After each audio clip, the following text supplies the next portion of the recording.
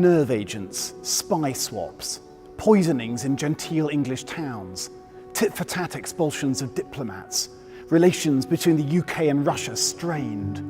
Lent this year has been lived out against a very strange backdrop. It's almost felt like we've time-travelled back to the dark days of the Cold War, or even into the pages of a John le Carré spy novel. And all the time there's a real fear that this might escalate out of control, that the human addiction to conflict might impact upon our own safety.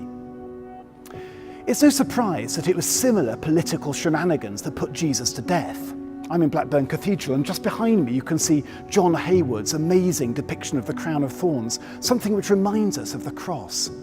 The last hours of Jesus' life are played out against a backdrop of conflict and betrayal and dark secrecy. He was betrayed by the spy Judas in the darkness of the night. He was done to death as an act of political expediency.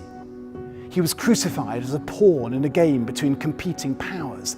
It was that same sinful, secret human world of dark deceit and intrigue that took Jesus to the cross.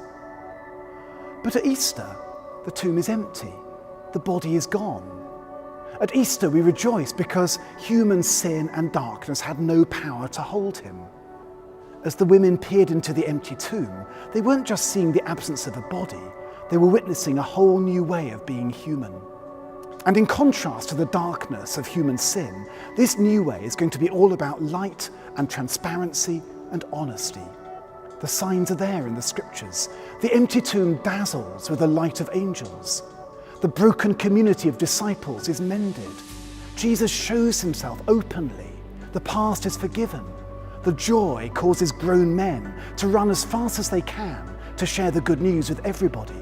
It's all out there in the open. No secrecy, no intrigue. All is revealed and laid bare.